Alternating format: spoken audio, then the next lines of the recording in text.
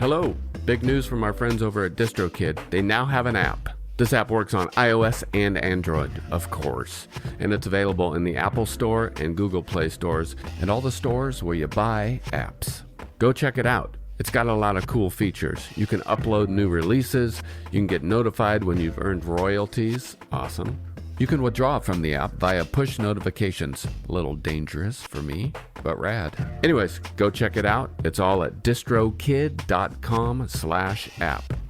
And don't forget, you can still get 30% off your Distrokid account by going to distrokid.com/VIP/tour stories. Have a great one. We would like to celebrate our friends and supporters over at Izotope.com. Fine makers of audio software for repair, mixing, and mastering. You know their goods: RX10, Neutron 4, Ozone 11, Nectar 4. Chris and I love them, we use them, and we know you'll love them too. And right now they're having a New Year's sale on many of their software bundles. Go to isotope.com and check it all out. And use code RUIN10 when you check out to get your discount. Again, it's izotope.com. And enjoy.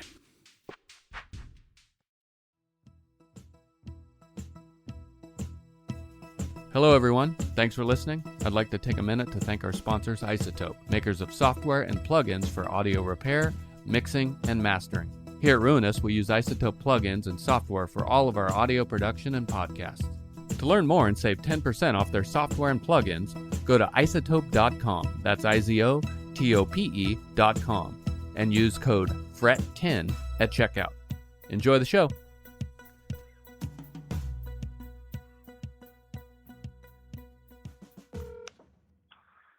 Hello? Hey, John. Hey, John. It's Joe Plummer. Oh, hey, how's it going? Good. How are you? Not bad. Just frying some tofu. Oh, nice. Sorry to interrupt you. I called you maybe quite a few times, but I'd just like to try to get a tour story from you. Oh, yeah. Do you want to hear a construction joke? Sure. I guess so. I'm still working on it. Oh. Okay. Well, so do you think you have... just got a little small window of time here. What do you need? I just wanted to try to get a tour story, like from when we were on tour together, or 7640, or anything, really. Let's see here. I don't know. It's been a long time. Okay. Well, you think we could do it now, since I got you on the phone? I gotta fry this tofu, and then I have to put that in the fridge. So It's not really the best time. Okay. You're not pissed, are you? No, I haven't had a drink all day.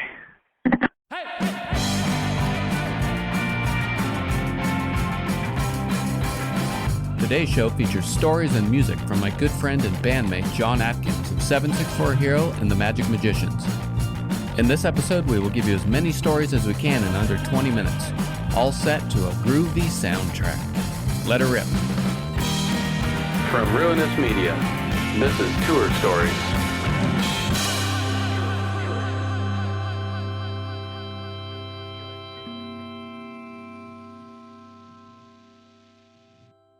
I guess I kind of learned to drive on tour. I didn't drive a ton, and I found myself driving a ton. We would do so many monster long drives. You go from start the tour and just drive to Minnesota or something. So we'd find ourselves doing 12-hour stretches routinely. And I would do the overnight a lot of times. I would like to do the kind of graveyard shift. You like driving at night? I just thought, I'm a night person. I'd like to take one for the team, go like I can do this. A couple times I was probably too tired to be driving, which is scary. One time I thought I'd engaged the cruise control, but I hadn't. And I didn't realize until the car just slowly ground to a stop. How long did it take? I have no idea. What's I your was guess? just going with my hand on the wheel, driving, foot not on the gas, and just all of a sudden, I don't know if a car zoomed by me or if I just looked at the speedometer and it said 0, but I was at a pretty much full, and I just gunned it, you know. Luckily, everyone else was asleep.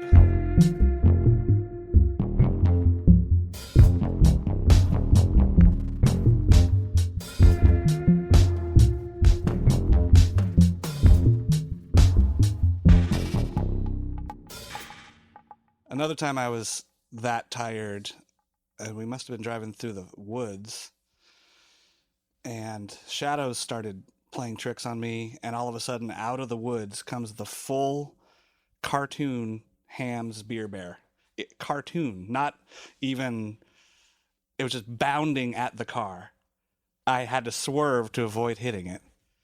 I don't even know when those commercials were on the beer refreshing, you know, like when I was 7 probably. But out of the woods, of all things, a cartoon bear. Did you say, guys, did you see that too? No, luckily a lot of these were confined to just... Polly. Me too.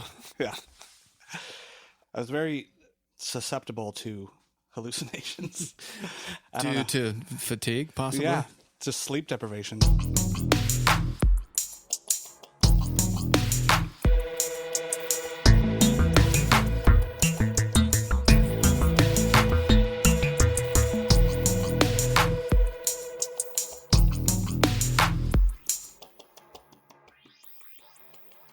Another time we were loading out, I think it was out of South by Southwest, and it was your turn to drive, so I had been drinking and loading the car up, and I forgot to shut the back gate of the car, and we started driving out the alley, and we're just like, oh, that's good, let's go, and we hear this guy, dude, guitar! We're like, whatever, let's get out of South by Southwest. Dude, guitar! We were like, what is like, people are pointing at us, dude, guitar! Equipment had been falling out of the back of the car, including my guitar. We were about to get on the interstate and just head out of town. We would have slowly been leaving a trail of breadcrumbs to the... I remember that exact street. That was totally my bad. 100% my jurisdiction.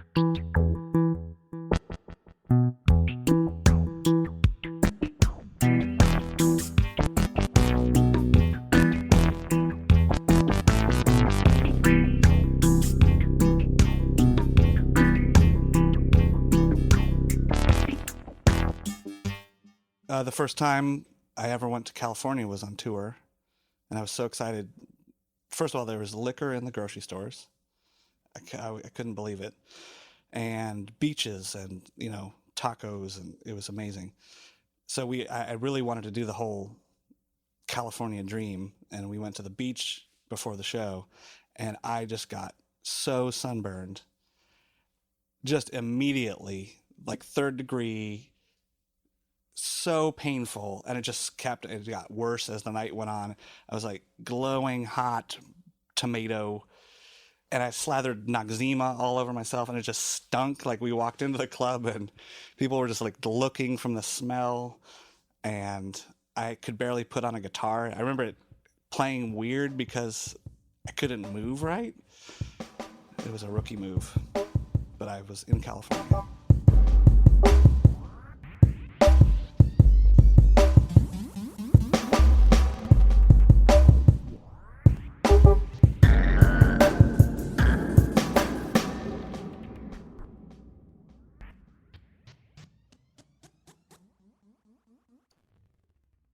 And then there was the time you and I, the Magic Magicians, were in Japan.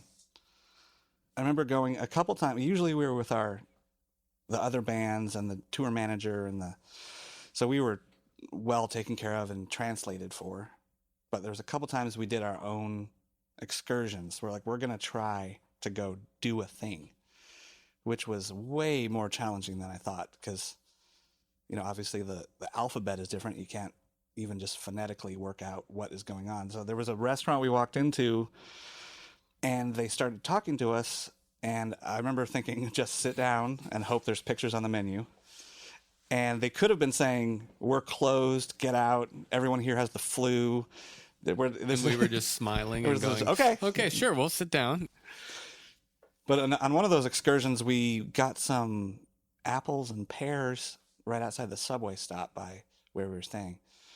And we remarked that like, these are like this is the perfect pear, the perfect apple.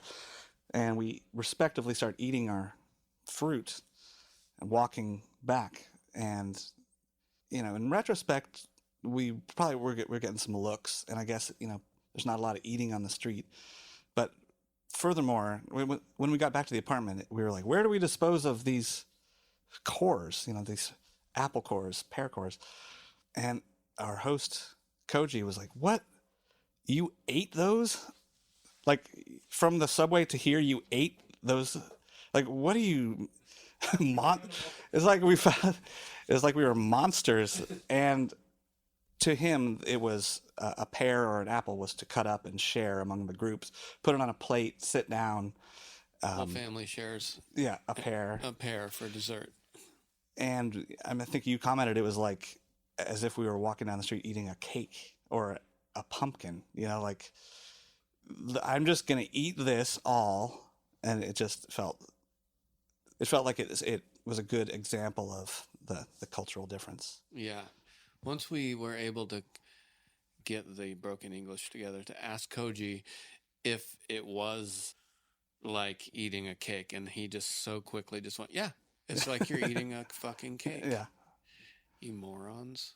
I mean, if you saw someone eating a cake walking down the street by themselves, you would maybe look twice and maybe think that was slightly monstrous. We were those monsters.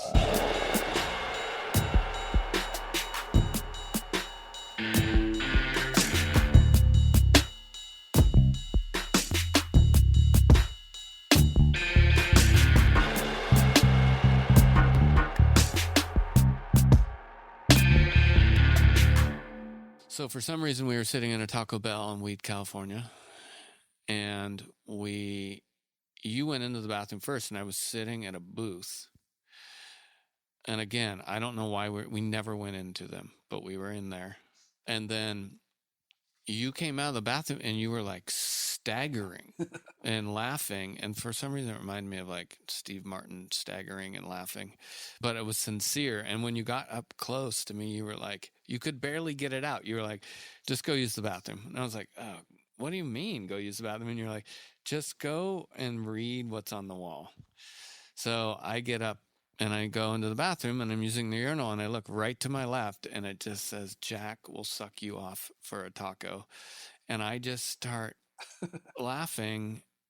I don't remember anything after that except going back to the booth where you were sitting and saying, Jack will suck you off for a taco. And you and I laughed, like crying, laughing in a Taco Bell for so long. And then once we finally got in the car, hours of us imagining what Jack does. Yeah, who got the taco? Which party would provide the taco? Who gets? That's right. Payment at? Is it payment? Is it? Yeah, there was so many variables to Jack will suck you off to a taco. That was a good one. I remember. I mean, there's so many times. There's so many boring times, but there's so many times when you end up with your face like hurting from laughing. Yeah. And it's like, that is better than college.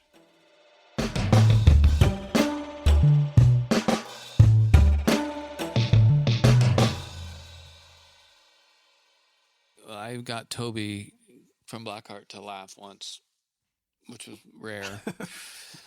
We were on a speakerphone call with someone from Touch and Go talking about our tour and the record release and whatever business. And it was just me and Toby in the car. And I believe I had a bag of nuts kind of next to my leg, not in between my legs, but next to my leg. And we were sharing the nuts and driving down the road. And Toby reached over and grabbed some nuts and put them in his mouth and was chewing on them and then started choking. And then he just says to Amanda, excuse me, I'm choking on Joe's nuts. And we laughed about that forever. And she didn't know what was going on. But I mean, even the visual would have been kind of funny. That actually does remind me of a tour story. We were in the middle of nowhere again, and we were with Built to Spill, and Doug was eating Chex Mix on the bed, from the vending machine. And he looks down at one point and notices that a peanut had fallen from his Chex Mix onto the floor. He grabbed it and ate it. And then we're watching some bad TV or something, and he's looking at the bag, and he's like, there's no peanuts in this Chex Mix. It's like, dude, you ate a floor peanut in a hotel. But it was the Ritz, or a W. Was it a W? No, I think it was an 8. Didn't we stay in a 7 once? Yeah, I think we stayed at a 6. No cooking in room? No cooking in rooms anymore. No cooking in rooms anymore. That's Hotel a sign 7. That's a sign you don't want to have to make. Flanked by, I believe, truly flanked by a 6 and an 8. We stayed at the 7. We stayed at the Motel 7 and closed the door. And that was where the air freshener, we had to wrap towels around our face because the air freshener was so strong you couldn't sleep. They were trying to cover up the smell of the cooking. Like, no making bouillabaisse anymore. It's like, we need to make a sign. Did you make the sign yet? People are still cooking in the... All right, get the air fresheners, the big ones. There's someone really cooked up some stew last night in 409. Oh, no cooking in rooms anymore. It was fine for a while. You guys abused it.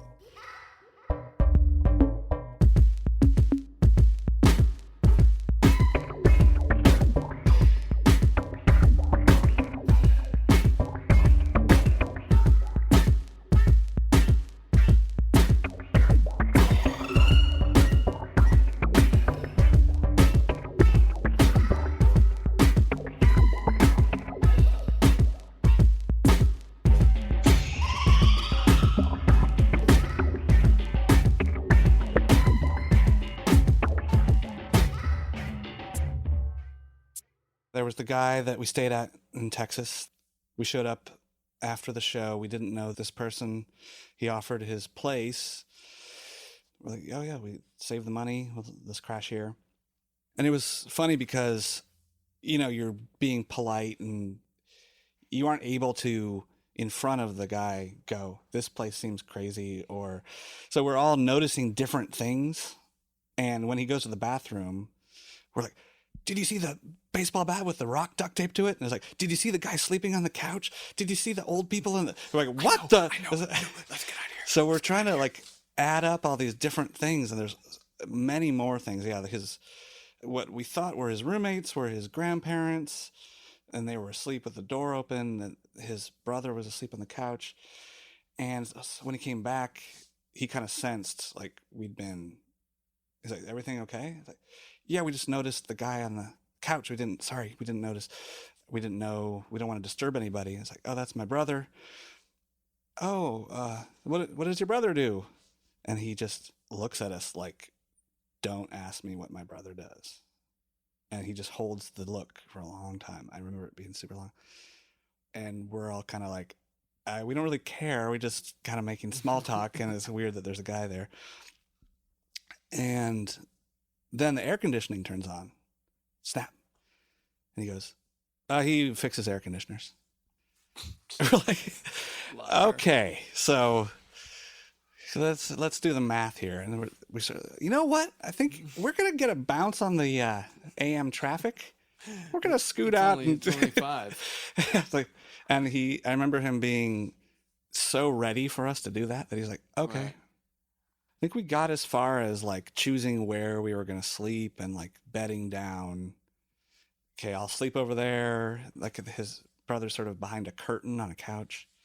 And we're like, did you guys notice the bat? It has a rock duct tape to it. What? And what's up with this brother? Don't fucking tell me. I know, and I saw it. I don't think we should stay. It's no, we're not at this point. No, we're already here. We are staying. No, I think we should go. What are we going to tell him? You go tell him. Tell him we're just going to beat traffic. So Oh, yeah. It was, yeah. I mean, we weren't going to get much sleep anyway.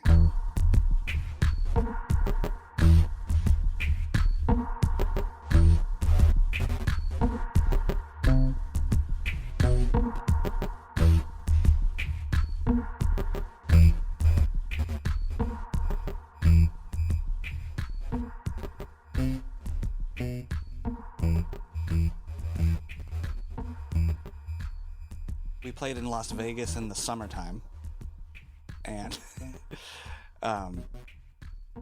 well, all I remember was having a good show.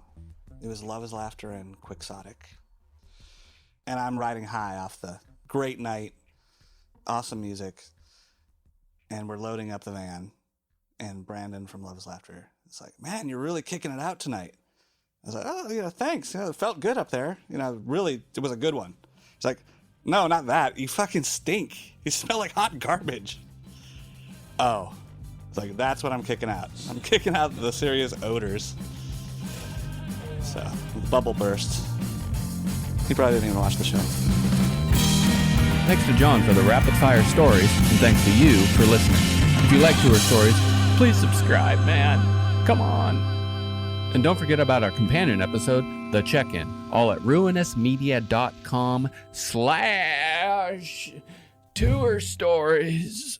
Oh, God. And if you don't see my